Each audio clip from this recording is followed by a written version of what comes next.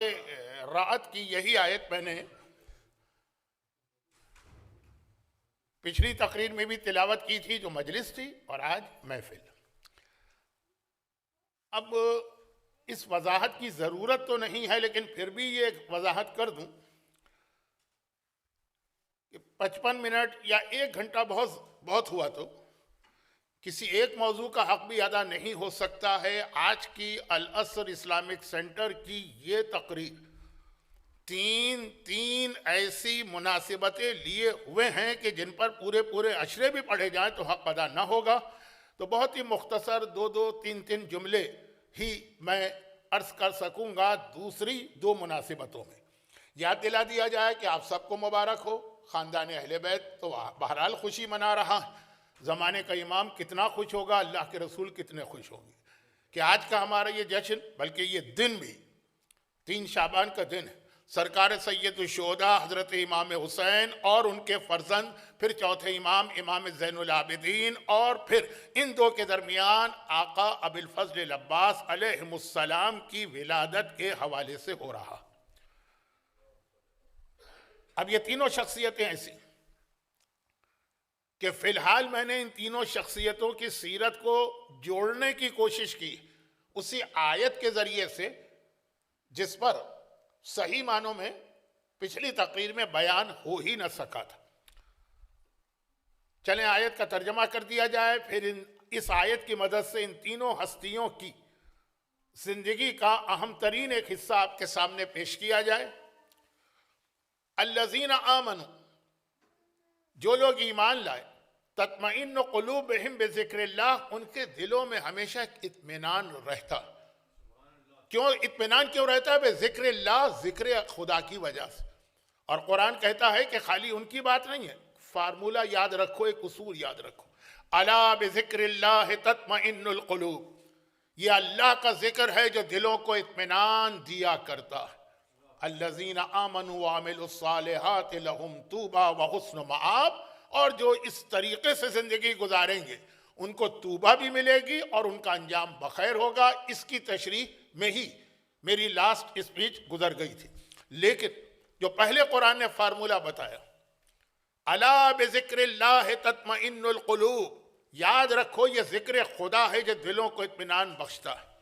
जो लोग मेरी मजालिस बहुत रेगुलर सुनते हैं उन्हें एक चीज़ ये भी मालूम हो गई कि बाज़ वजूहात की बिना पर मैं अपनी कुछ बीमारियों का तस्करा मिंबर से करता रहता हूँ। कुछ माजरतें करना होती हैं, कभी तकरीर ऐसी उलझ जाती है, कभी सीक्वेंस टूट जाता है। मसलन जो आजकल हर तीसरे आदमी को एक बीमारी है, शुगर की बीमारी। मैं बहुत पुराना मरीज़ हूँ, कुछ नए हैं, कुछ बॉर्डर लाइन पे खड़े हैं, मसलन ब्लड प्रेशर। लेकिन अल्हम्दुलिल्लाह अभी तक कार्डियो की किसी बीमारी में नहीं हूँ, मसलन किडनी। अच्छा, अब मैं ये जुमला मैंने क्यों कहा?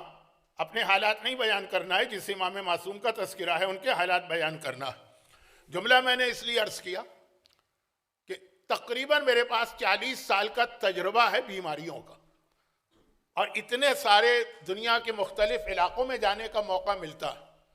और जहाँ भी जाता हूँ बहरहाल मोमिनीन कराम, चूँकि टेम्परेरी जाता हूँ ना, 1 हफ्ते 10 दिन 15 दिन बड़ी मोहब्बत से मिलते हैं। ऑस्ट्रेलिया की तरह तो नहीं है कि यहाँ पे एक बोझ और बर्डन बन गया हूँ कि तो यहीं जम के रह गए। तो अब जब मोहब्बत से मिलते हैं तो डॉक्टर्स भी होते हैं, स्पेशलिस्ट भी होते हैं, सर्जन भी होते हैं, हर आदमी कोई ना कोई नई बात बताता है। लेकिन तमाम बातों का खुलासा ये कि आज की 90% बीमारियाँ इसलिए हैं कि इंसान के पास दिल का इत्मीनान नहीं है। ये डिप्रेशन है, स्ट्रेस है, टेंशन है। चुनाचे इसके लिए कोई आदमी स्लीपिंग पिल लेता है, कोई आदमी ट्रैंकुलाइजर लेता है, कोई आदमी ड्रग्स लेता है, कोई आदमी शराब पीता है, कोई आदमी म्यूजिक। लेकिन इससे मसला हल नहीं होता। जितना ज़्यादा चले जाइए आप डॉक्टर्स के पास, वो यही कहेंगे टेंशन से अपने आप को बचाइए, स्ट्रेस से अपने आप को बचाइए, डिप्रेशन में न जाने दीजिए अपने आप को, आपकी 90% बीमारियां ख़त्म हो जाएंगी। लेकिन कुरान कहता है कि ये जो तुम इलाज कर रहे हो ये गलत इलाज है जो तुम कर रहे हो, इससे कोई फायदा नहीं होगा, बीमारी बढ़ती चली जाएगी। अगर वाकई तुम्हें ये डिप्रेशन, ये टेंशन, ये स्ट्रेस, इन तमाम चीज़ों से अपने आप को बचाना और दिलों का एक इत्मीनान चाहिए, یہ جو چیزیں میں نے کہی نا، اسٹریس اور ٹینشن، اس کا الٹ ہے اطمینان، آدمی کا دل بالکل سیٹسفائیڈ ہو۔ اگر دلوں کا اطمینان چاہیے تو اس کا ایک ہی طریقہ ہے، اور وہ ہے ذکر خدا۔ الا بذکر اللہ تطمئن القلوب، یہ ذکر خدا کی وجہ سے دلوں کو اطمینان ملتا ہے۔ اور ذکر خدا کسے کہتے ہیں؟ ذکر خدا کے 3 اسٹیجز، اور آخری اسٹیج تک خدا ہم کو لے جانا چاہتا ہے۔ پہلا اسٹیج ہے زبان سے ذکر خدا کرنا، جو بہت ہی مختصر کر کے اگر ایک جملہ کہوں تو وہ تسبیح زہرا، یہ ذکر خدا ہے جو زبانی۔ لیکن یہ پہلا اسٹیج ہے، آخری نہیں ہے۔ بس یہ نہیں ہے کہ آپ سمجھے میں نے تسبیح پڑھ لی تو ذکر خدا ہو گیا۔ اس کے بعد دوسرا مرحلہ آتا ہے، جب اس کی عادت ہو جائے نا تو دل ذکر خدا کرے۔ چنانچہ انگریزی میں ذکر خدا کا ترجمہ لکھا ہے ریممبرنس آف اللہ، دل میں اللہ کی یاد رہے۔ اللہ اکبر زبان پہ نہ ہو، دل میں بھی یہ خیال ہو کہ اللہ سب سے بڑا۔ میں آج کے موضوع سے نہیں ہٹنا چاہتا ہوں، ورنہ جو بات میں کہہ رہا ہوں یہ ذرا اور تفصیل چاہتی ہے۔ اللہ کرے کبھی مجھے موقع ملے کہ العصر کے منبر پہ مسلسل 3 4 5 دن گفتگو کا موقع ہو تو زیادہ تفصیل کے ساتھ بات ہوگی، لیکن نہ العصر کی انتظامیہ اس بات کو پسند کرتی ہے کہ میری 3 4 مسلسل تقریریں ہوں، نہ والنٹیئرز، نہ آنے والے مومنین۔ خیر، تو خلاصہ یہ ہے کہ وقت نہیں ہے نا، ورنہ تو اس پہ پورا عشرہ تو نہ صحیح خمسہ۔ دل میں بھی اللہ کی یاد ہو، اور پھر آتا ہے آخری مرحلہ ذکر عملی، جو مولا کی ایک بہت مشہور حدیث ہے کہ اللہ کے رسول نے مجھ سے کہا کہ مومن کی سب سے بڑی ذمہ داری ہے کہ 24 گھنٹے ذکر خدا کرے۔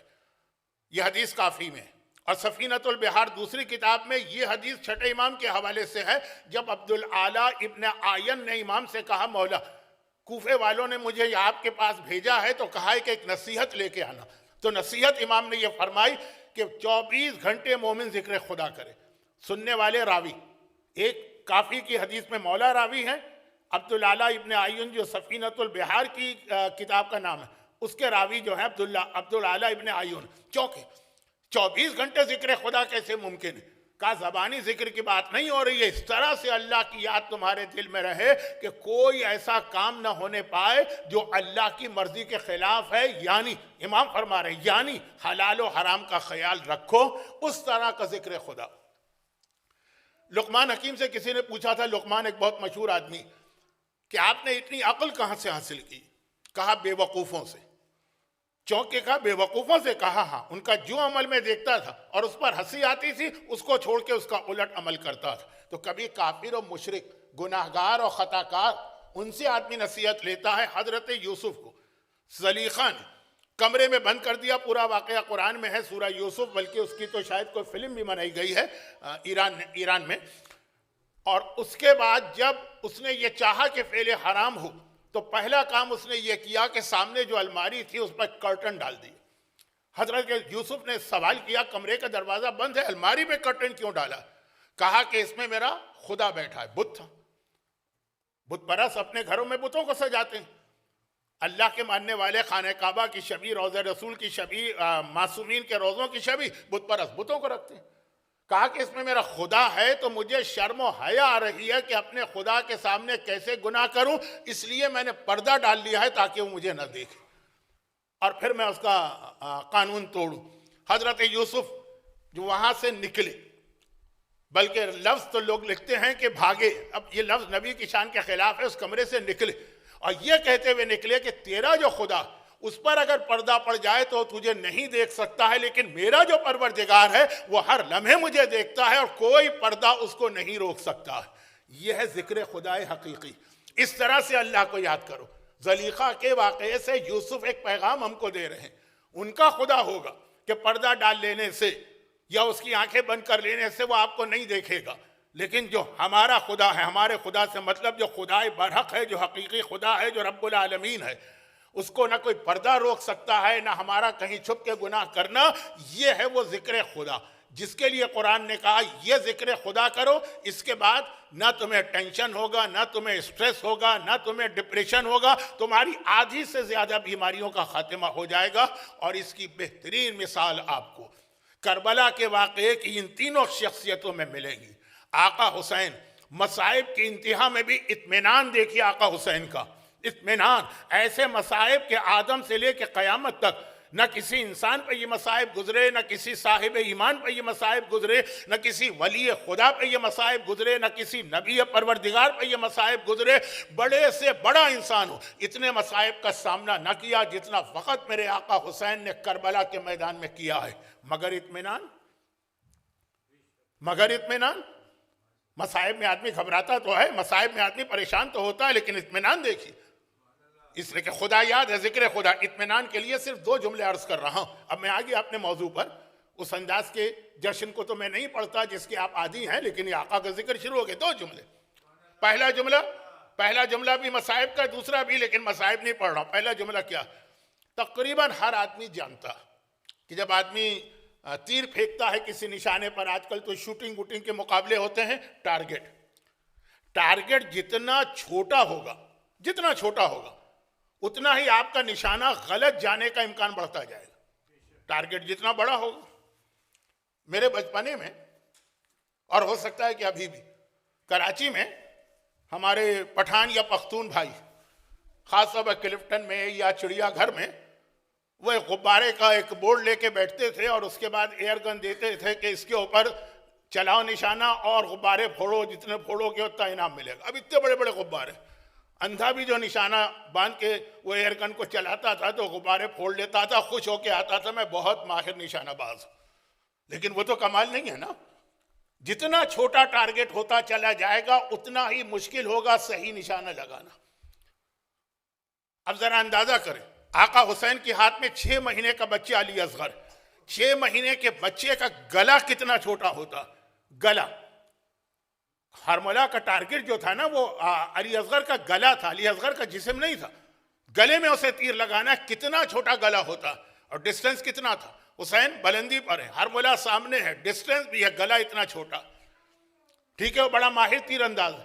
لیکن اگر حسین کے ہاتھ ہل رہے ہوتے، پریشانی میں ہاتھوں میں کانپ رہے ہوتے ہاتھ، تو نشانہ خطا ہو جاتا۔ ہرملا کا تیر چلا، اصغر کا گلا چھدا، یہ ہرملا کے تیر کا کمال نہیں ہے، یہ حسین کا اطمینان ہے کہ اس حالت میں بھی اصغر کو پکڑا ہے تو ہاتھوں کے اندر استحکام ہے، ہاتھ اپنی جگہ جمے ہوئے ہیں، ہاتھوں میں ذرا سا بھی راشا نہیں ہے۔ یہ ہے وہ اطمینان۔ یہ اتنا اطمینان کہاں سے مل سکتا ہے؟ وہی جس کے دل میں ہر وقت یاد خدا ہو۔ اور میں نے کہا 2 جملے کہوں گا، دوسرا جملہ تو تشریح کی ضرورت ہی نہیں۔ پورے قرآن میں ایک ہی انسان کو قرآن نے کہا کہ اے انسان مطمئنہ، یا ایتھا النفس المطمئنہ ارجعی الی ربک راضیۃ مرضیہ۔ اے اطمینان والے، نفس عربی میں انسان کو کہتے ہیں، اے اطمینان والے انسان، اب تیرا امتحان پورا ہو گیا، اپنے رب کی جانب اس حالت میں آ کہ تو اس سے راضی ہے ہی، وہ بھی تجھ سے راضی ہے، جسے قرآن نے کہہ دیا کہ یہ اطمینان والی شخصیت ہے، ذکر خدا سے اطمینان ہوتا ہے۔ یہی وجہ ہے، یا یہ بھی ایک وجہ ہے کہ شب عاشور بھی آقا حسین نے کہا کہ مجھے 1 رات کی مہلت دو، کیونکہ ساری زندگی میں نے ہر رات ذکر خدا میں گزاری ہے، یہ رات بھی میں مس نہیں کرنا چاہتا، پوری رات ذکر خدا۔ یہ حسین، اور ادھر مولا سجاد۔ اب یہاں پہ تو فیصلہ کرنا ناممکن ہے کہ حسین کا امتحان بڑا ہے کہ سجاد کا امتحان بڑا۔ وہ الگ امتحان تھا، یہ الگ امتحان۔ اگر 2 الگ الگ پرچوں میں امتحان لیا جائے تو یہ تو فیصلہ نہیں ہو سکے گا نا، اور یہاں فیصلے کی ضرورت بھی نہیں۔ ہمیں پتا ہے کہ دونوں کے دونوں اپنے امتحان میں 100 میں سے 100، وہ بھی محاورتاً، ورنہ 100 سے بھی زیادہ۔ لیکن آقا سجاد کا امتحان، جو الشام الشام الشام کہہ کے ہمیں یاد دلایا جاتا ہے، کتنا بڑا وہ امتحان دیا سجاد۔ لیکن جب دربار یزید کے اندر سجاد کا اطمینان دیکھا یزید تو کہا، کیونکہ میرا مولا کہہ رہا تھا الحمدللہ، تمام تعریفیں اللہ کے لیے، تو اس نے کہا کہ اللہ کی تعریف کس بات پہ کر رہے؟ بھوکے ہو، پیاسے ہو، قیدی ہو، گھر والے تمہارے ساتھ قید کر کے لائے گئے ہیں، بے وطن ہو، بے گھر ہو۔ بھئی انسان اللہ کی تعریفیں کب کرتا ہے؟ جب اسے نعمتیں مل رہی۔ تم اس وقت جس حالت میں کھڑے ہو، ہے کیا تمہارے پاس؟ مفہوم تھوڑا بدل گئے، یعنی جملے تھوڑے بدل گئے، مفہوم یزید کا ہے کہ تمہارے پاس ہے کیا جو تم اللہ کی تعریف کر رہے ہو؟ چوتھے امام کا جواب یاد کیجئے گا، الحمدللہ الذی ابلانا، ساری تعریفیں اللہ کی جس نے ہمیں اس قابل سمجھا کہ ہمارا امتحان لیا۔ ہر ایک کا تو امتحان بھی نہیں لیا جاتا، ہر ایک کوئی تو اس قابل بھی نہیں سمجھا جاتا ہے۔ وہ جو سجاد کا یہ اطمینان ہے کہ اس حالت میں بھی وہ اللہ کی تعریف کر رہے ہیں، کیوں ہے؟ الا بذکر اللہ تطمئن القلوب، اس لیے کہ ذکر خدا یہ دلوں کو اطمینان بخشا کرتا ہے۔ اس پر میں نے کہا نا کہ پورا خمسہ ہو سکتا ہے آسٹریلیا کے ماحول میں ہمارا بڑا پرابلم، لیکن میں اس وقت آسٹریلیا کی بات نہیں کر رہا، میں اپنے 3 آقا کا تذکرہ کر رہا ہوں۔ اور پھر آئیے آقا عباس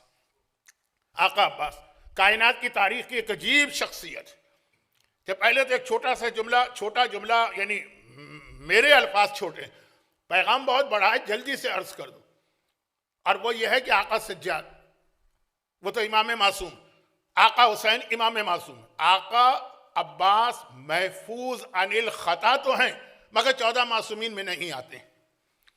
ان کی فضیلت کے لیے وہی ایک جملہ کافی کہ وہ جو اکثر کہا جاتا ہے کہ علی اکبر شبیہ رسول ہے، تو عباس کون ہے؟ عباس شبیہ علی مرتضیٰ، اور علی مرتضیٰ کون ہے؟ النظر الی وجہ علی عبادہ، علی کے چہرے کو دیکھنا عبادت ہے، وہی چہرہ تو عباس کو ملا۔ پیغمبر کی مشہور حدیث کہ اگر کوئی آدم کو اور کوئی نوح کو اور ابراہیم کو اور موسیٰ کو اور عیسیٰ کو ان کے کمالات کے ساتھ دیکھنا چاہے فَلْيَنْظُرْ إِلَىٰ وَجْهِ عَلِيٍّ، تو علی کے چہرے کو دیکھے، لیکن یہ خالی علی کا چہرہ نہیں ہے، یہ عباس کا چہرہ ہے، اس میں بھی آپ کو آدم ملیں گے، اس میں بھی آپ کو نوح ملیں گے، اس میں بھی آپ کو ابراہیم ملیں گے، اس میں بھی آپ کو موسیٰ ملیں گے، اس میں بھی آپ کو عیسیٰ ملیں گے۔ شبیہ علی مرتضیٰ ہیں عباس، جسمانی اعتبار سے بھی، فضائل کے اعتبار سے بھی۔ لیکن ایک سوال میرا عام لوگوں سے ہے، جو بات ہو رہی تھی ذکر خدا کیا؟ اللہ کی یاد۔ اللہ کی یاد کا مطلب کیا؟ یہ یاد رکھنا کہ اس وقت اللہ ہم سے کیا چاہتا۔ اپنی مرضی نہ چلاؤ، اپنی دلیلیں ڈھونڈ کر کسی حلال کو حرام اور حرام کو حلال نہ کرو۔ مرضی چلانے والے تو آج اس انتہا پہ پہنچ گئے ہیں کہ جو خالصتاً اللہ کی بنائی ہوئی نماز ہے اس کے اندر بھی اپنی طرف سے اضافہ کر رہے ہیں۔ عباس، اب مجھ سے میرا ایک سوال لوگوں سے ہوتا ہے کہ آپ کربلا کے مصائب سنتے اور جناب عباس کے حوالے سے سنتے کہ بار بار آقا حسین سے اجازت مانگتے ہیں میدان میں جانے کی اور بار بار روک دیا جاتا۔ لیکن اگر ہم اور آپ ہوتے، ہمارے اور آپ کے پاس طاقت نہیں بھی ہوتی تب بھی ہم برداشت نہیں کر سکتے تھے، اور اگر طاقت ہوتی کیا چیز؟ آپ کے اور ہمارے سامنے شہزادی سکینہ پیاس سے تڑپ رہی ہوتی اور ہم خاموش بیٹھے ہوتے، ہمارے اور آپ کے سامنے علی اصغر پیاس کی وجہ سے مرنے کے قریب ہوتا۔ آقا حسین جو جملہ کہہ کے اصغر کو لے کر آئے تھے نا کہ 3 دن ہو گئے اس کی ماں کا دودھ سوکھ چکا ہے، اسے پانی کا ایک قطرہ نہیں ملا ہے، آقا علی اصغر سے جسٹ بیفور آقا عباس کی شہادت ہوئی، یعنی آقا عباس نے علی اصغر کی یہ ساری کیفیت دیکھی ہوئی، ہم اور آپ برداشت کر سکتے تھے؟ ہم میں کتنے ایسے مومن ہیں جو یہی کہیں گے کہ اگر ہم یہ منظر دیکھتے کہ ننھی سکینہ کس طرح پیاس سے تڑپ رہی تو ہم کہتے آقا حسین اللہ ہمیں جہنم میں بھی ڈالے تو ہم جہنم میں جانے کو تیار ہیں، لیکن آپ کے بچوں کی پیاس برداشت نہیں ہو رہی۔ آقا عباس نے برداشت کی، وہ سارا منظر برداشت کیا، دیکھ رہے ہیں۔ میں اس طرف تو جا ہی نہیں رہا ہوں کہ قاسم کے بدن کے ٹکڑے یا علی اکبر کے کلیجے کی برچی یا دوسرے مسائل، اور پھر آقا سجاد کو بھی اس سے ملا لیجئے، کیونکہ میں زیادہ ان شخصیتوں پر گفتگو کر نہیں سکتا وقت کی کمی کی وجہ سے۔ قافلہ چل رہا ہے، اونٹ چل رہے ہیں، بچے گر رہے ہیں، ہمارے ساتھ کا حکم آ رہا ہے انہی گرے ہوئے بچوں پر سے گھوڑوں کو اور اونٹوں کو گزار دو، اور آقا سجاد ہیں اور امام وقت ہیں، وہ چاہیں تو اسی وقت قیامت بپا کر سکتے، لیکن کیوں خاموش؟ اور یہ سارے کے سارے آقا سجاد کے جگر کے ٹکڑے۔ میں جملہ کہہ دوں اگرچہ مجھے جملہ خود اچھا نہیں لگ رہا، اس لیے آپ سے معافی بھی مانگ لوں کہ اگر یہ جملہ آپ کو ٹھیک نہ لگے تو وقت کی کمی اور ذرا سی جو میری بیماریوں کی ٹینشن۔ آج غزہ کے اندر بچوں کی جو کیفیت ہے، جس طرح مارے جاتے ہیں، اس کو دیکھ کر آپ یہاں تڑپ اٹھتے۔ میں کتنے ایسے مومنین اور مومنات کو جانتا ہوں جنہوں نے کہا کہ ہم نے وہ کلپ دیکھنا بند کر دیے ہیں جو غزہ کے حوالے سے آتے ہیں، ہم سے دیکھے نہیں جاتے۔ وہ کون ہیں؟ ان کا آپ سے کیا رشتہ؟ وہ آپ کے خاندان کے ہیں، وہ آپ کے جگر کے ٹکڑے ہیں، وہ آپ کی اولادیں ہیں، کچھ بھی نہیں، صرف ایک انسانیت کا رشتہ۔ وہ منظر نہیں دیکھا جاتا آپ سے جس طرح سے بچے مسلسل مارے جا رہے ہیں۔ آقا سجاد کی آنکھوں کے سامنے وہ بچے کبھی اونٹوں کے سموں تلے، کبھی گھوڑوں کی ٹاپوں تلے روندے جا رہے ہیں، لفظ بہت برا ہے، شہید کیے جا رہے ہیں۔ آقا سجاد یہ منظر دیکھ رہے ہیں، اور یہ سب آقا سجاد کے جگر کے ٹکڑے ہیں، یہ آقا سجاد کے خاندان کے بچے ہیں، اور آقا سجاد پورا اختیار رکھتے ہیں اس کائنات پر، پھر کیوں خاموش؟ یہ ہے ذکر خدا، حکم خدا ہے خاموش تو خاموش رہنا، چاہے تمہارا جگر کا ٹکڑا تمہاری آنکھوں کے سامنے گھوڑوں کی ٹاپوں تلے کچل رہا، جو منظر ہم سے نہیں دیکھا جاتا، اب میں کیا کہوں کہ اس کو میں کربلا سے کیسے ملاؤں؟ 1000 time, million time, billion time بڑا کربلا کا دردناک منظر، مگر آقا سجاد دیکھ رہے ہیں۔ اور پھر جو آقا عباس کی سے بات ہو رہی تھی کہ آقا عباس بھی کربلا میں وہ بچوں کی پیاس دیکھ رہے ہیں، اور آقا سجاد یہ شہادتیں دیکھ رہے ہیں۔ آقا عباس نے وہاں پر یہ آرگومنٹ بھی نہ کیا۔ یہ بہت اہم ایک اصول ہے تقلید کا، مرجعیت کا، جس کے خلاف آج کل بہت پروپیگنڈا ہو رہا۔ میں اشارتاً باتیں کرتا ہوں، کبھی موقع ملا 3-4 مسلسل مجلسوں کا تو ذرا تفصیل بتاؤں گا تاکہ آپ کے ذہن میں بھی سیکوینس کے ساتھ ایک بات آ جائے، لیکن مختصر۔ اور آقا عباس جو ہیں میدان کربلا میں سارے منظر دیکھ رہے ہیں۔ اب ذرا سے اجتہاد و تقلید کی بات، سیرت عباس کی روشنی، ان کے پاس تو ایک دلیل تھی اور بہت اہم تھی، اور وہ دلیل کیا تھی؟ میں نے خود اپنے بابا کو یہ کہتے سنا، آقا عباس کہیں گے کہ بابا نے مجھے کربلا کے لیے مانگا تھا،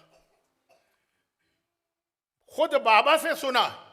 اور اس کے علاوہ بھی بھائی آقا عباس ماں کی گود میں آئے تو ماں سے سنا، پھوپھیوں سے سنا، خاندان کے بزرگ خواتین سے سنا، مولا علی کے اصحاب سے سنا، دوستوں سے سنا، جہاں کیونکہ آقا عباس کی مادر گرامی سے شادی سے پہلے مولا علی نے اس انداز سے وہ شادی کی تیاری کی کہ ہر ایک کو پتہ چل گیا۔ مولا علی نے کتنی شادیاں کی؟ 12 شادیاں کی۔ شہزادی فاطمہ تو بات ہی اور ام البنین، اس کے علاوہ جو باقی بیویاں سے شادی کس طرح ہوئی، کیا کہا مولا نے، کیا جملے ارشاد، کسی کو نہیں پتا۔ اور خالی مولا علی کیا، اور کسی امام کی حالات دیکھی۔ ام البنین کا رشتہ دینے سے پہلے خاص یہ جملہ کہ مجھے کربلا کے لیے وارث چاہیے، اور اتنا مشہور کر دیا یہ جملہ کہ عباس کو پتا۔ اب اپنے کانوں سے عباس نے اس باپ کا حکم سنا ہے یا خواہش سنی ہے جو امام وقت بھی ہے۔ اور ایک جملہ کہہ دوں جو شاید آپ کو تھوڑا سا گراں گزرے، مگر وہ حدیث کا جملہ، الحسن والحسین سیدہ شباب اہل الجنہ و ابوہما خیر منہما۔ حسن و حسین جوانان جنت کے سردار ہیں، لیکن ان کے بابا ان سے بہتر ہیں۔ تمام معصومین ایک نور کے ٹکڑے ہیں، مگر رسول خدا اور مولا علی کا رتبہ باقی تمام معصومین سے بلند ہے۔ اور اس کے بہت سارے دلچسپ نکتے بھی ہیں، لیکن اس کو بیان کرنے کا وقت نہیں ہے، یہی میرے ہاتھ سے آج کی تقریر ہی نکلی جا رہی۔ تو خلاصہ یہ کہ آقا عباس نے براہ راست سنا، کوئی راوی واوی بیچ میں نہیں، اپنے بابا سے سنا، اور باقی لوگوں سے تو سنا ہی، اور اس بابا سے سنا ہے جو عباس کے آقا سے بھی زیادہ افضل ہے۔ اب یہ لفظ ذرا اچھا نہیں لگتا جب اہل بیت میں یہ بات کہی جائے، لیکن بات سمجھانے کے لیے یہ لفظ کہنا بھی ضروری ہے، اور چونکہ خود پیغمبر کی حدیث میں آ گئے۔ عباس کا آقا تو حسین ہے نا، ان سے بھی سنا، اور کربلا آ گئے عباس، حسین نے روک دیا۔ اب یہاں 2 حدیثیں ہو گئی نا، میرے بابا نے کہا تھا کہ تمہیں کربلا کے لیے مانگا ہے، حسین نے روک دیا، تم کربلا میں تلوار نہیں چلا سکتے۔ وہ بھی امام ہے، یہ بھی امام ہے۔ ایک اصول اس سے الگ سے نکلتا ہے جس پہ کبھی بعد میں بات سنیے گا کہ سرکمسٹانسز چینج ہونے سے اور سچویشن چینج ہونے سے حکم خدا بدل جاتا ہے، لیکن اپنی مرضی سے نہیں کہیے گا کہ میری سچویشن چینج ہو گئی، لیکن یوں اپنی جگہ اصول صحیح ہے۔ اب مولا علی نے کس حالات میں کہا، آقا حسین نے کن حالات میں کہا، مجلس سننے والے پڑھے لکھے مجمع کو سمجھانے کی ضرورت نہیں، لیکن جس انداز سے ہمارے آج کل جہالت کی باتیں کی جاتی ہے اس کے لیے کہہ رہا ہوں کہ جی ہم نے فلاں عالم سے تو یہ سنا تو فلاں سے یہ سنا، اور 50 سال پہلے تو یہ سنا اور آج یہ سن رہے ہیں۔ لیکن چھوڑیے، وقت نہیں ہے میرے پاس۔ ایک امام معصوم کا ایک حکم ہے، دوسرے امام معصوم کا حکم بظاہر اس کے بالکل کنٹراڈکٹ۔ عباس نے کیا کیا؟ عباس نے وہاں پہ اپنی عقل استعمال نہیں کی، اپنے جذبات استعمال نہیں کی. تو اس وقت وہ امام معصوم نے کہا تھا پوری زندگی میں وہی تمنا کے انتظار میں رہا، بابا کی تمنا کب پوری کرتا ہوں. آج دوسرے امام نے روک دیا، اس وقت یہ امام ہے، آج کی کرنٹ سچویشن ان کے سامنے ہے، چنانچہ مجھے ان کا حکم ماننا. اور یہ بہت اہم اصول ہے مرجعیت کے حوالے سے. آقا عباس بتا رہے ہیں جو اس وقت کا جو کرنٹ تمہارا لیڈر ہے تمہیں اس کی بات ہر صورت میں ماننا ہے. اور دو چھوٹے سے جملے عرض کر کے پھر میں جو آج کی سب سے بڑی خوشی، ایسی خوشی ہے جس خوشی میں خود آقا عباس بھی خوش ہیں اور آقا سجاد بھی خوش ہیں، دونوں کی بڑی خوشی. لیکن اس پر آنے سے پہلے یہ آخری دو جملے. آج بھی میں سوچتا ہوں اور لوگوں کو سوچنے پر مجبور تو نہیں کرتا ہوں، دعوت دیتا ہوں. جب ہم کربلا جاتے ہیں، کربلا کی زیارتیں، تو الحمدللہ جیسے پچھلی تقریر میں نے کہا لوگ عمرہ بہت کرنے لگے تو زیارت تو اس سے بھی زیادہ، یعنی آسٹریلیا کی بات ہو رہی. جب ہم جاتے ہیں تو اگر صحیح معنوں میں کوئی آپ کی توجہ ڈائیورٹ کرنے والا ہو تو ایک طرف حسینی خیمے، دوسری طرف فرات کا دریا ہے. اس کے بعد حسینی خیموں سے چلیں آپ، پہلے وہ جگہ آتی ہے جہاں آقا عباس کا الٹا بازو کٹا، پھر آگے بڑھیں گے تو وہ جگہ آتی ہے جہاں سیدھا بازو کٹا، پھر آگے بڑھیں گے تو آقا عباس کا روضہ آتا ہے، پھر آگے بڑھیں گے تو فرات آتا ہے. ذرا سا آپ کو ذہن میں سیکوینس کو تازہ رکھنا. خیمے ہیں، خیمے سے آپ چل رہے ہیں فرات کی طرف. پہلے آئے گی وہ جگہ جہاں ید یسرا الٹا ہاتھ، پھر آئے گی وہ جگہ جہاں ید یمنا سیدھا ہاتھ، پھر آئے گا آقا عباس کا روضہ. کچھ یہ سیکوینس غلط نہیں؟ آقا عباس فرات تک گئے، پانی بھر کے آ رہے ہیں. پہلے سیدھا ہاتھ کٹا ہوگا، وہ جگہ آنی چاہیے، پھر آگے بڑھے الٹا ہاتھ کٹا ہوگا، پھر وہ جگہ آنی چاہیے، پھر آگے بڑھے تو شہید ہو کے گرے. تو روضہ تو سب سے آگے آنا چاہیے، روضہ سب سے پیچھے. کیوں؟ بغیر یعنی دونوں ہاتھ کٹ چکے ہیں، کٹے ہوئے بازوؤں کے ساتھ. عباس مشک بھر کے خیمے کی طرف آ رہے تھے، سیدھا ہاتھ کٹ گیا آگے بڑھے، الٹا ہاتھ کٹ گیا آگے بڑھے، لیکن آگے نہیں بڑھے، الٹا ہاتھ کٹ گیا مشک چھدی، پھر وہ جگہ آپ کو دکھائی جائے گی یہاں پہ مشک چھدی تھی. اس کے بعد اب اسے خیمے کی طرف نہیں گئے، واپس پلٹے دوبارہ فرات کی جانب جانا. کیوں؟ پانی بھر کے لانا. دونوں بازو کٹنے کے بعد بھی عباس وہ جذبہ، وہ جوش، وہ شجاعت، وہ ہمت، وہ طاقت، وہ بابا کی وراثت دیکھی کہ پھر واپس پلٹے فرات کی جانب جا رہے ہیں. تبھی تو روضہ فرات کے قریب ہے بازو کٹنے کے بعد. اور کون عباس؟ جو اکیلے گئے تھے. 8,000 سپاہی تو خالی دریائے فرات پر عمر سعد نے رکھے تھے کہ جنگ ہم جیتے کہ ہارے تو میں یہاں سے نہیں ہٹنا، اور پورا لشکر تو اس کا 30,000 کا تھا. اور آپ نے اتنا مجلسوں میں سنا ہے کہ اس کو یاد دلانے کی ضرورت نہیں کہ آقا حسین نے عباس کو بھیجتے وقت عباس کی تلوار اتروا لی تھی. کہا تھا خالی نیزہ لے کے جانا ہے، تمہیں جنگ نہیں کرنا ہے، تمہیں دشمن کو ہٹانا. قرآن کریم سورہ انفال آیت نمبر 66، سورہ انفال سورہ نمبر 8 ہے. مظلوم سورہ ہے کہ اس میں خمس کی آیت آئی ہے تو لوگوں نے اتنا اس کے اوپر اپنے عقلی تکے لگا ہیں خمس سے بچنے کے لیے. سورہ انفال میں خمس کی آیت نمبر 66، وہاں قرآن کریم ایک اصول دے رہا، اور اصول یہ دے رہا وَإِن يَكُمْ مِنْهُمْ 20 صابرون یغلبوا علی الکفار 100. اگر تم میں سے 10 آدمی ثابت قدم رہے تو 200 پر اللہ تمہیں فتح دے گا. وَأَن يَكُونَ مِنْهُمْ، اور اگر تم میں سے 100 آدمی ثابت قدم رہے یغلبوا الفا، تو 1000 پر. ایک قرآن نے اصول بتائے. یہ جہاد کی آیت ہے. یا ایھا النبی حرض المؤمنین علی القتال، اے نبی مومنوں کو جہاد کا حکم دیجئے اور انہیں یہ پیغام دیجئے کہ اگر 10، یہ سورہ 8 آیت 66، یا ایھا النبی حرض المؤمنین علی القتال ان یکن منہم 20 مانے 20، اگر 20 بھی ہوں یغلبوا 200، 100 کہتے ہیں 100 کو، 200 پہ غالب رہیں گے. اور اگر 100 ہوں تو یغلبوا الفین، تو 1000 پہ غالب رہیں گے. یہاں سے جہاد کے ایک اصول بنا، اور وہ یہ ہے کہ اس وقت تک جہاد واجب ہے جب تک کہ دشمن آپ سے 10 ٹائمز زیادہ.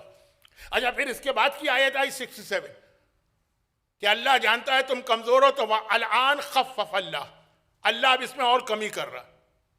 اب 10 ٹائمز نہیں، ڈبل ہو تو جہاد واجب ہے ورنہ واجب نہیں.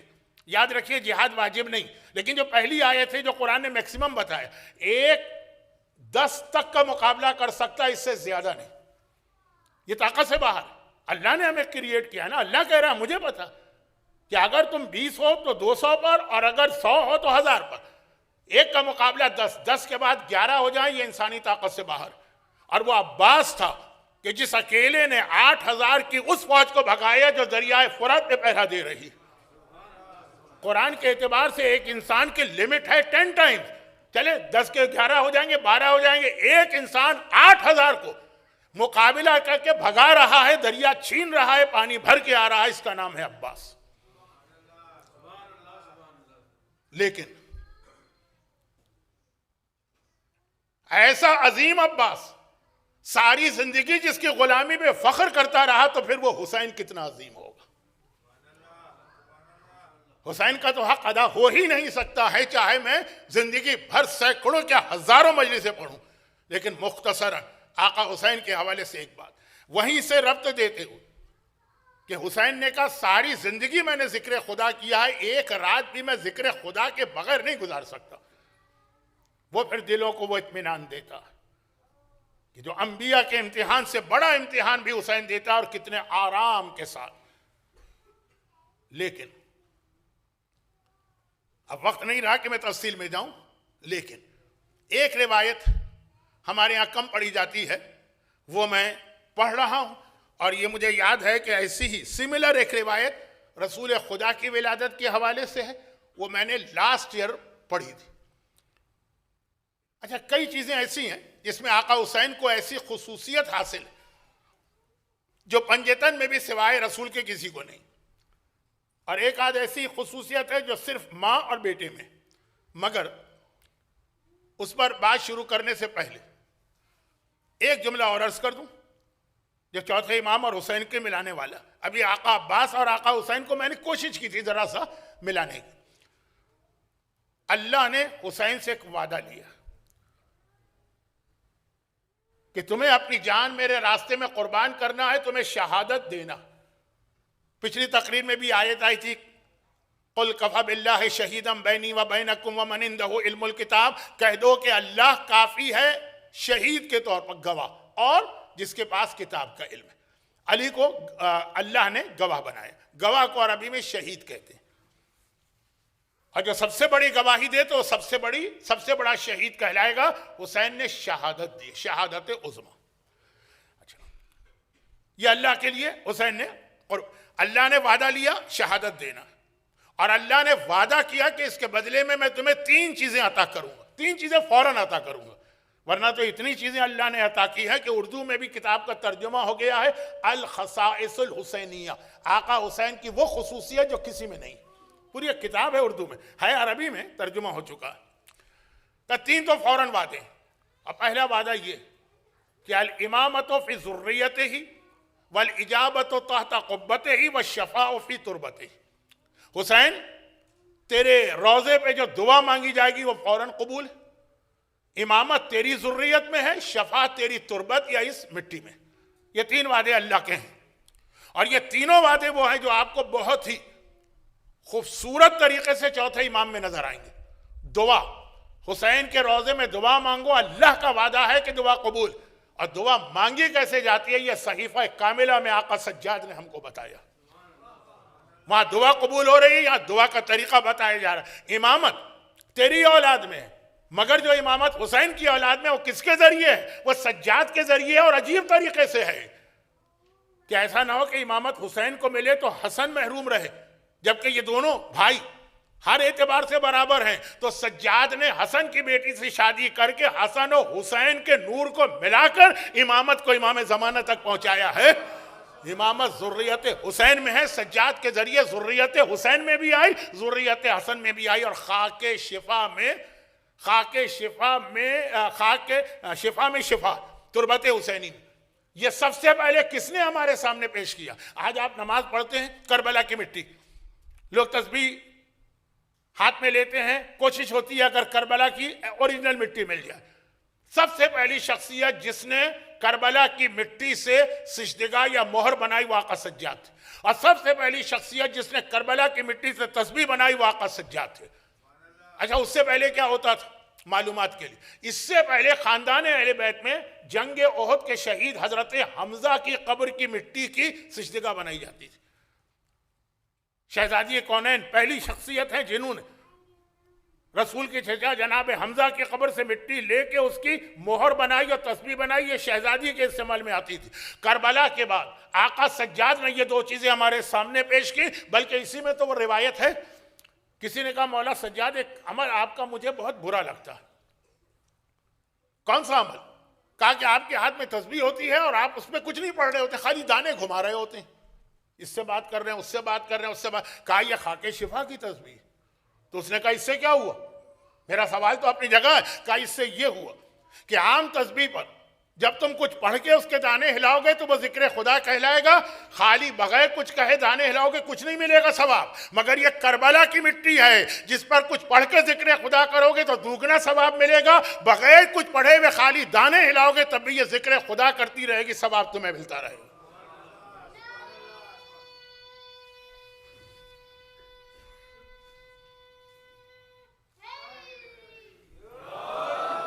کچھ نہ پڑھو تب بھی ذکر خدا. جہاں سے مجلس شروع ہوئی تھی, مجلس نہیں جہاں سے تقریر شروع ہوئی تھی, خیر عربی میں تو وہ بھی مجلس ہے. تو آقا حسین امامت ان کی ذریت میں, شفا ان کی تربت میں, قبولیت دعا ان کے روضے میں, یہ آقا سجاد نے تینوں کے طریقے سکھائے. مگر اللہ کا پہلا وعدہ تو آقا حسین سے. یاد رکھیے ہمارا ایک عقیدہ کہ جتنے بھی معصومین ہیں 14 میں سے اب تک 13 دنیا سے گئے ہیں, سب شہادت کے ذریعے سے گئے, لیکن اکثر کی شہادت ایسی ہوئی کہ چھپی ہوئی. چنانچہ لوگوں نے انکار بھی کیا ہے. لوگوں سے مطلب غیر شیعہ حضرات نے امام حسن کی شہادت کو نہیں مانتے, چوتھے امام کی شہادت کو نہیں مانتے. صرف 2 شہادتیں ایسی ہیں جو اتنا کھل کر ہوئی کہ اس کے انکار کی ہمت کسی میں نہ ہوئی. ایک مولا علی کی شہادت مسجد کوفہ میں, اور ایک آقا حسین نے شہادت کے لیے اس طرح سے کربلا کا میدان منتخب کیا کہ 1400 سال کے بعد بھی ہر پروپیگنڈا ہوا, حسین کی شہادت کا انکار کوئی نہ کر سکا. اگرچہ ہر معصوم شہید ہوا, شہزادی کونین بھی شہید ہے, رسول خدا بھی شہید ہے, مگر حسین لیکن باقی سب کی شہادت کا دنیا نے انکار کیا سوائے ان 2 شہادتوں کے. اور ان 2 شہادتوں میں بھی ایک فرق ہے جو ابھی تھوڑی دیر کے بعد بتا رہا ہوں, جملہ ذہن میں رکھیے گا. صرف 2 شہادتیں ایسی ہوئی ہیں کہ ہر ایک کو ماننا پڑا. ایک علی کی شہادت مسجد کوفہ میں, ایک آقا حسین کی شہادت میدان کربلا میں. مگر یہ بھی برابر نہیں ہے, اس میں بھی آقا حسین نے اس انداز کی شہادت لی کہ ایک عجیب پیغام مکمل ہو گیا. وہ پیغام کیا مکمل ہوا؟ بس یہ تھوڑی دیر کے بعد, اب جو روایت پڑھ رہا ہوں اس کے بعد آنے والا. اور روایت کیا؟ روایت یہ ہے کہ جب من الصلب الطیب الطاہر الامین, جب پاک اور پاکیزہ صلب علی سے یہ نور حسین رحم مطہر زہرا میں منتقل ہوا. اشہد انک کنت نورا فی الاصلاب الشامخہ والارحام المطہرہ. ہم کہتے ہیں آقا حسین گواہی دیتا ہوں آپ کا نور پاک صلب سے, یعنی پاک باپ سے پاک و پاکیزہ ماؤں تک پہنچا. تو جب آقا حسین کی ولادت 6 مہینے کے بعد ہوئی, اور یہ 2 ہی شخصیتیں ایسی ہیں جن کی 6 مہینے کے بعد کی ولادت. پہلی میں اختلاف, زیادہ تر علماء کہتے ہیں وہ یحییٰ جان دا بیپٹسٹ, بعض روایتوں میں وہ عیسیٰ. خیر وہ یحییٰ ہو کہ عیسیٰ ہو اس میں اختلاف ہے. دوسری ولادت آقا حسین, اس میں کوئی اختلاف نہیں. تو جب یہ نور مولا علی سے شہزادی کونین میں منتقل ہوا, 6 مہینے کا حساب لگا لیجئے, شعبان کے مہینے سے 6 مہینے پہلے جائیے. تو اب طریقہ یہ تھا کہ رسول خدا پہلا مہینہ جب رسول خدا حجرہ فاطمہ میں آتے ہیں, اس سے پہلے فاطمہ کو سلام کرتے ہیں. اب جب رسول حجرہ فاطمہ میں آتے ہیں, جب کا کیا مطلب, روز آتے ہیں, سب سے پہلے اسی حجرے میں آتے ہیں. تو آنے کے بعد اس طرح سلام کرتے ہیں کہ السلام علیک یا ابا الائمہ, اے تمام اماموں کے باپ, 9 امام پیدا ہونے والے ہیں حسین کی نسل میں. اس طرح کہہ کے پیغمبر نے سلام شروع کیا. پہلا مہینہ. اب مصائب حسین ہو یا ولادت حسین اس طرح سے ملے ہوئے ہیں کہ غم کا بیان ہے کہ خوشی کا فیصلہ کرنا مشکل ہے. جلدی جلدی بڑھتا. دوسرا مہینہ. یہ پورے 6 مہینوں کی تفصیل ہمارے پاس موجود ہے. دوسرا مہینہ شروع ہوا. جیسے ہی دوسرا مہینہ شروع ہوا پیغمبر آئے حجرے میں فاطمہ کے. جیسا کہ میں نے کہا روز آتے ہیں, اب جو آئے دوسرا مہینہ شروع ہوتے ہی کہا بیٹی آج سے تو نرم اور آرام دہ لباس پہننا چھوڑ دے. اور کچھ نہیں کہا. اچھا اہل بیت کے گھر میں فاطمہ کے گھر میں کون سے عالیشان لباس ہوتے تھے, پیوند لگے تھے, لیکن اس میں بھی کہا جو بہت ہی سخت جسم کو اذیت پہنچانے والے لباس ہیں, ہوتا ہے نا بعض اوقات کھال جو ہے چھلنے لگتی, آج سے نرم لباس جس میں ذرا سی راحت محسوس ہوتی ہے وہ چھوڑ دے. ابھی سے مصائب حسین کی تیاری ہو رہی. تیسرا مہینہ شروع ہوا. اب پیغمبر نے کچھ نہیں فرمایا. اب ام ایمن جو اس گھر کی کنیز, وہ یہ کہتی ہیں کہ میں نے دیکھا کہ ایک دم سے شہزادی کی غذا ختم ہو گئی. پہلے ہی اہل بیت کے ہاں کون سی بہت ساری مرغن غذائیں ہوتی تھی, مختصر کھانے ہوتے تھے, وہ بھی ختم. بہت معمولی سینکنے والا 24 گھنٹے میں پانی کا ایک گھونٹ. اچھا اگر آپ کے گھر میں بھی کسی کی کیفیت تو آپ گھبرا کے پوچھیں گے طبیعت تو ٹھیک ہے, طبیب کو دکھاؤ, ڈاکٹر کو دکھاؤ, کیا ہوا؟ ام ایمن نے کہا شہزادی کون ہے؟ ایک دم سے. ایک آدمی ساری زندگی اسی طرح سے ہو تو الگ بات ہے, لیکن اچانک کہا پتہ نہیں ام ایمن کیا بات ہے, کوئی چیز کھانے کا دل ہی نہیں چاہتا. سامنے کھانا آتا ہے, پانی آتا ہے, اللہ کی نعمتیں, اہل بیت تو سوکھی روٹی پر بھی شکر خدا کرتے ہیں, لیکن دل ہی نہیں چاہتا. چوتھا مہینہ شروع ہوا.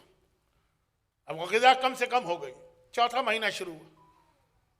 ام سلمہ کہتی ہے کہ میں نے دیکھا, ام ایمن کہ میں نے دیکھا شہزادی بیٹھی بیٹھے بیٹھے باتیں کر رہی. اب آج کل تو یہ بلوٹوتھ تو پتہ نہیں کیا کیا چیزیں ہیں, تو ایسے بہت لوگ نظر آتے ہیں, لیکن وہ تو آج کی ٹیکنالوجی. اس وقت شہزادی یہ آپ کس سے باتیں کر رہی ہیں, خالی گھر ہے. اچھا عام حالات میں کوئی آدمی ایسا ہو تو انسان سمجھتا ہے کہ اس کو کوئی بیماری ہو گئی. کہا یہ میرے شکم میں موجود جو بچہ ہے یہ مجھ سے بہت باتیں کرتا ہے, میرا دل بھی بہلاتا ہے, مجھ سے گفتگو بھی کرتا ہے. خود شہزادی اس طرح اپنی ماں خدیجہ سے باتیں کر چکی تھی تو محدثہ کہلائی. اب یہ چوتھا مہینہ, ابھی کچھ نہیں پتا چل رہا. ایک جملہ یہاں رک کے کہہ دوں, فضائل کے اعتبار سے آقا حسن آقا حسین ایک جیسے ہیں نا, لیکن یہ روایتیں آپ کو آقا حسن کے بارے میں نہیں ملیں گی. اس کے بعد فرماتی ہیں 5واں مہینہ شروع ہوا. یہی ام ایمن گھر کی کنیز ہیں, وہ کہہ رہی ہیں کہ میں نے دیکھا کہ اب شہزادی, پہلے ہی اہل بیت کی ہاں عبادت کا رواج بہت زیادہ ہے, اب تو شہزادی اتنی نمازیں پڑھنے لگی اور اتنی دیر تک تعقیبات دعاؤں میں لگی رہتی. فاطمہ کی عبادت پہلے ہی کون سی کم تھی نعوذ باللہ, لیکن اس کے اندر اتنا اضافہ. شہزادی خیریت تو ہے, آپ مصلے سے نہیں اٹھتی ہیں. کہا کہ پتہ نہیں کیا کیفیت ہے, مصلے سے اٹھنے کا دل ہی نہیں چاہتا. یہ حسین, ایک جملہ ہے اس کے 2 حصے سن لیجیے. ماں کے شکم میں آئے تو فاطمہ جیسی ماں, کوئی عام عورت نہیں ہے, فخر مریم ہے جو, فاطمہ جیسی ماں, ان کی عبادتیں بڑھا گئے. نانا کی پشت پر آئے تو نانا کے چھوٹے سے سجدے کو اتنا طولانی کر گئے کہ 70 مرتبہ سبحان رب الاعلیٰ کہا گیا. اور حسین کا کوئی ماننے والا کہہ دے ہمیں نمازوں کی کیا ضرورت اور ہمیں سجدوں کی کیا ضرورت, اور نماز تو قاتل امام ہے, اور مسجد تو وہ جگہ ہے جہاں امام شہید ہوئے. پڑھو حسین کے حالات حسینی. دنیا کا ہر شخص نماز میں کمی کر سکتا ہے, حسینی کمی نہیں کر سکتا. ماں کی نمازیں, اور عام ماں نہیں ہے, زہرا جیسی عبادت گزار ماں ہے, اٹھنے کا دل ہی نہیں چاہتا.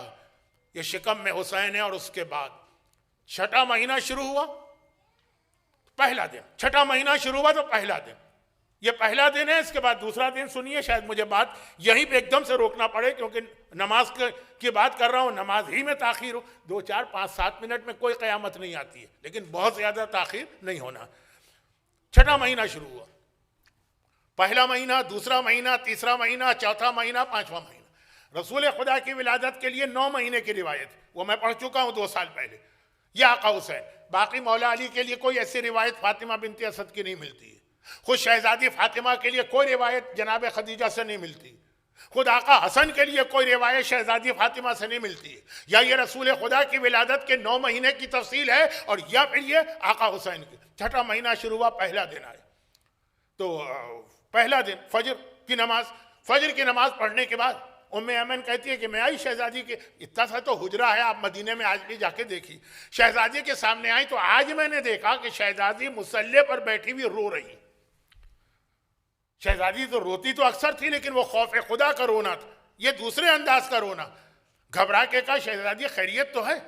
کہا کہ آج جیسے ہی میں نے نماز ختم کی اور ابھی پہلی دعا بھی نہیں پڑھی تھی، نماز کے بعد ہم دعائیں پڑھتے ہیں نا پہلی، کہ ایک دم سے میرے بیٹے نے مجھے سلام کیا، السلام علیک یا اماں انا ولدک العطشان، اماں میرا سلام لو، میں تیرا پیاسا بیٹا ہوں۔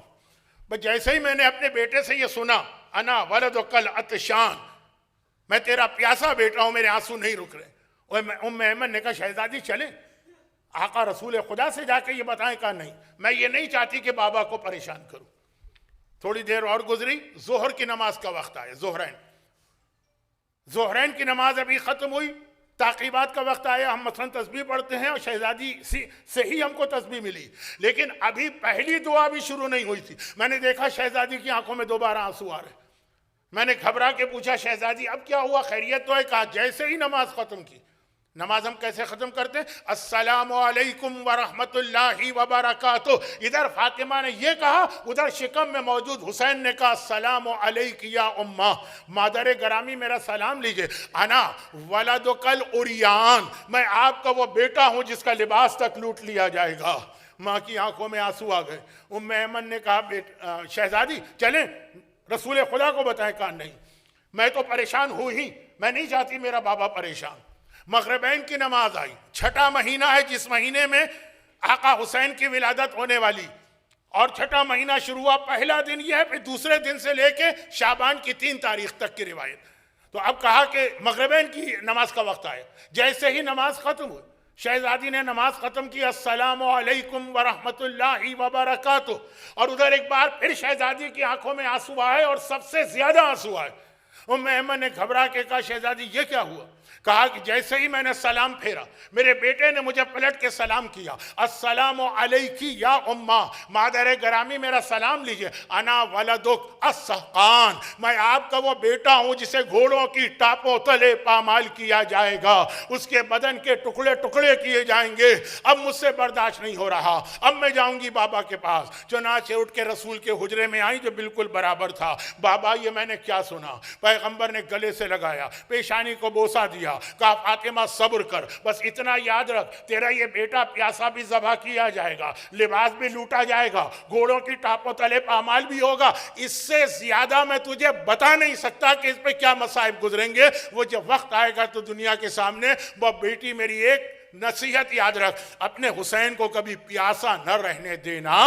یہ 6 مہینے کے پہلے دن پیغمبر کی نصیحت آ رہی ہے، حسین کو پیاسا نہ رہنے دینا۔ اب ولادت کا موقع ہے، مصائب کی جملے پڑھنے کی گنجائش نہیں ہے، لیکن پھر کس طرح حسین کو پیاسا رکھا گیا۔ اب اگلے دن سے کیا ہوا؟ اگلے دن سے وہ ہوا کہ اگر یہ شہزادی اور آقا حسین کا مسئلہ نہ ہوتا نا تو میں ذرا سا لائٹ وے میں اور تھوڑا سا جوک کے انداز میں بات کرتا، لیکن توہین ہو جائے گی۔ بہت مختصر ایک جملہ کہہ دوں، یہ بھی بہت ناگواری کے ساتھ کہہ رہا ہوں کہ آپ اپنے گھر میں الیکٹریسٹی کٹوا دیں، جیسے آج کل بہت سے لوگوں نے سولر لگوا لیا ہے نا، وہ بجلی اس کی ضرورت نہیں۔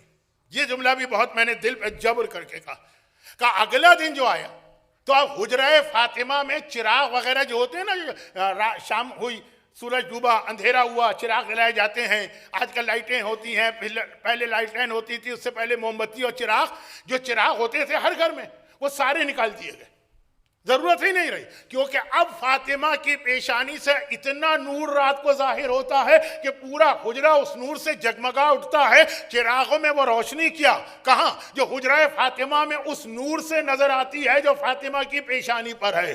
اب 6 مہینے تک 6 مہینے تک روشنی کی ضرورت نہ رہی اس حجرے کے اندر، اور پھر 2 شعبان کا دن گزرا. بھائی اسی پہ بات ختم کرنے والا ہوں. یہ ہر سال میں پڑھتا ہوں، اس سال بھی پڑھوں گا. کون سا جملہ؟ یا ایسا نور نکلا. 2 شعبان کا دن گزرا. 2 شعبان کا دن گزرا، رات آئی، اہل بیت نے معمول کے مطابق عبادت کی. آدھی رات کے بعد شہزادی کونین اٹھی. آج ان کے پاس جناب صفیہ بھی تھی، جناب رسول خدا کی پھوپھی، اور جناب ام سلمہ بھی تھی، رسول خدا کی بیوی، اور یہ سب ایک ہی حجرے میں تھے. نماز شب پڑھی، عبادت کر رہی ہیں کہ اچانک آسمان سے ایک حور نازل ہوتی ہے. بس بات کو مختصر کرتا ہوں. پردہ گر جاتا ہے، پردہ ہٹتا ہے. آقا حسین فجر کے قریب زمین پہ سجدے کے عالم میں ہیں، اور سجدے میں انگلی آسمان کی جانب ہے. اشہد ان لا الہ الا اللہ وحدہ لا شریک لہ واشہد ان جدی محمد رسول اللہ واشہد ان ابی و اخی اولیاء اللہ واشہد ان امی سیدۃ اہل الجنہ. اور اس کے بعد حسین نے سلام کیا. اب یہاں پر میں روایت کو یہ کہہ کے ختم کرتا ہوں، حسین دنیا میں آ گئے، حسین کی ولادت ہو گئی، حسین پیدا ہو گئے، حسین ظاہر ہو گئے. مگر یہ خالی حسین نہیں ہے، کیونکہ جب نور زہرا کم نہیں ہے. جب فاطمہ کی ولادت ہوئی تھی تو فاطمہ کی پیشانی سے وہ نور نکلا تھا کہ رات کا وقت تھا، پورا مکہ جگمگا اٹھا، پوری دنیا جگمگا اٹھی. مکے میں رہنے والوں نے ملک شام تک کے مکانات اپنی آنکھوں سے دیکھے جو لوگ جاگ رہے تھے. یہ نور زہرا، اسی لیے لقب زہرا ہے، لیڈی آف لائٹ، نور ہی نور ہے. لیکن اب جب 6 مہینے کے دوسرے دن سے پیشانی سے وہ نور ظاہر ہوا کہ پورا حجرہ جگمگا اٹھا، تو سوال آیا نا کہ کیا اس سے پہلے پورا حجرہ نہیں جگمگاتا تھا؟ کہا نہیں، یعنی یہ نور زہرا کے نور سے بھی زیادہ طاقتور تھا. تو زہرا نے گھبرا کے کہا بابا یہ کون سا نور ہے کہ جو میرے نور پر بھی غالب آ گیا؟ پچھلے سال حسن میرے شکم میں تھے، حسن کا نور بھی ایسا نہ تھا، آج یہ نور اتنا زیادہ کیوں ہو گیا؟ جو پیغمبر نے جواب دیا وہ یہ تھا کہ بیٹی تیرا نور اکیلا ہے، حسن کا نور اکیلا ہے، حسین کا نور اکیلا نہیں ہے، اس کے ساتھ وہ تمام نور بھی اس دنیا میں آ رہے ہیں جو حسین کی ذریت میں امام بننے والے ہیں. یعنی آج آپ خوشی منائیے، آج آپ جشن منائیے. آقا عباس کا جو جشن ہم منا ہی رہے ہیں، لیکن آقا حسین دنیا میں آئے. خالی حسین نہیں آئے، آج زین العابدین بھی دنیا میں آئے، آج باقر بھی دنیا میں آئے، آج جعفر صادق بھی دنیا میں آئے، آج موسی کاظم بھی دنیا میں آئے، آج علی رضا بھی دنیا میں آئے، آج محمد تقی بھی دنیا میں آئے، آج علی النقی بھی دنیا میں آئے، آج حسن عسکری بھی دنیا میں آئے. ارے آج ہمارے زمانے کا امام مہدی آخر زمان بھی اس دنیا میں آیا ہے.